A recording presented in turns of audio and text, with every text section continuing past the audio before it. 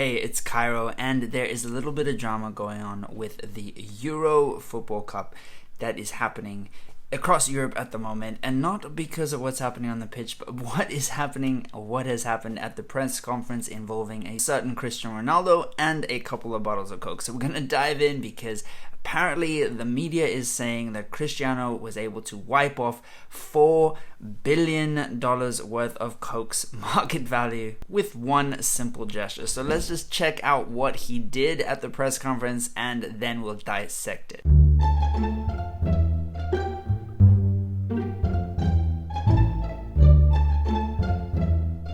How does he know where the frame is?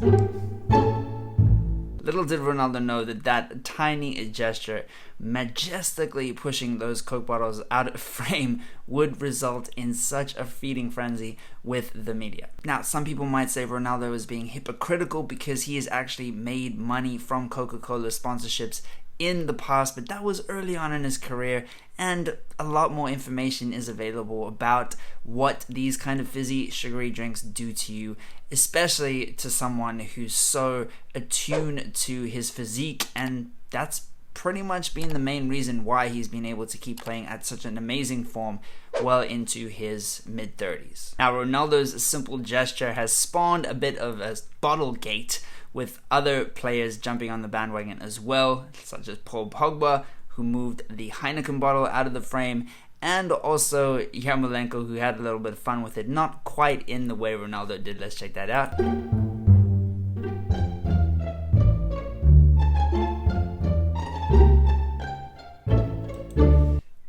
Man's got to get sponsorship whichever way he can, right? So there's a big difference. Obviously, Yarmolenko is in a different stage in his career to Ronaldo, who probably doesn't need any more sponsorship money. Now, this is getting widely reported all over the media, including places like Forbes, because the UEFA is telling players not to snub the sponsors.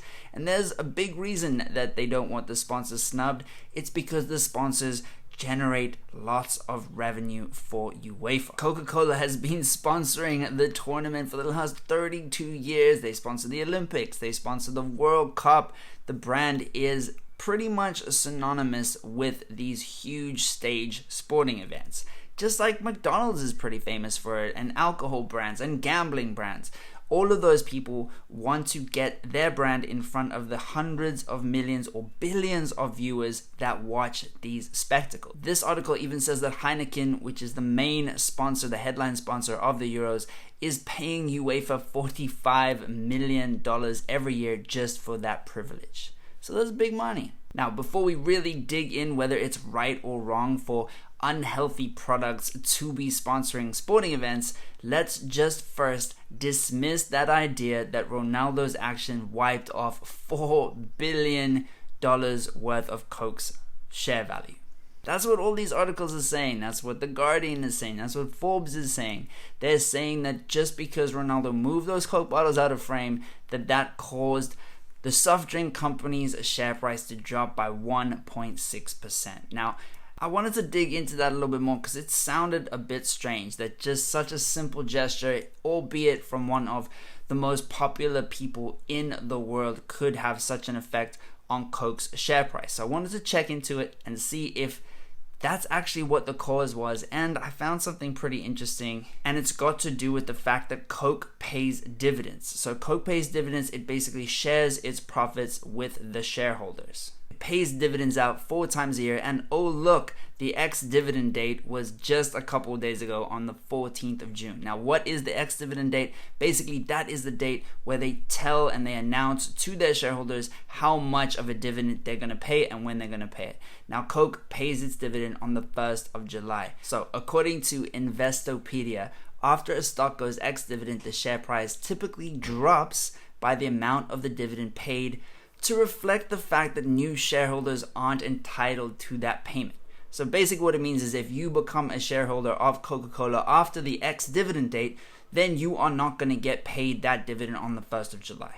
Otherwise, it would be a bit unfair. You could just literally buy the share just the day before you get paid the dividend, and you get paid the dividend. It doesn't really make sense. So that's why the ex-dividend date and the payout date are different. It also explains why the share price does tend to go up just before the ex-dividend date, because that is the cutoff by which you have to buy the share in order to get the next payout of dividend. So in short, share price generally rises a little bit before the ex-dividend date, and after the ex-dividend date goes back down by the amount of the dividends that were going to be paid out.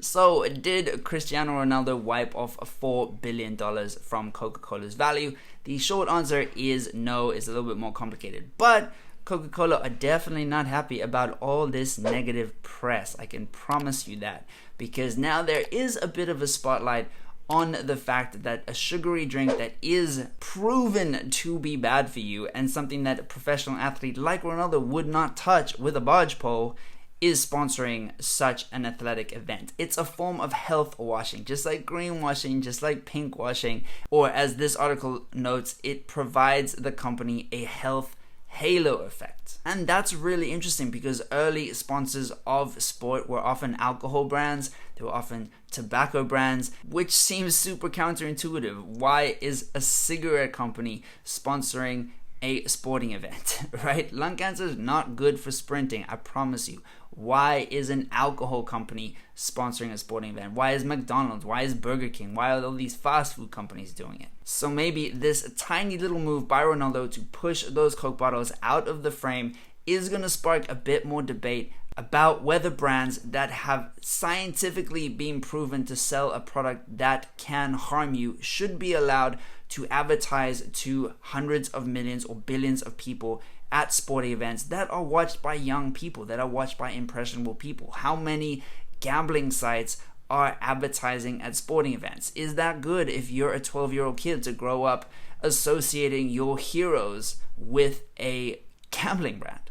Let me know what you think down in the comments, and while you're over there, crush that like button and subscribe for more videos every week. Now, the YouTube algorithm thinks you're gonna like this video next, so check it out. I'll see you in there, and let's hustle together.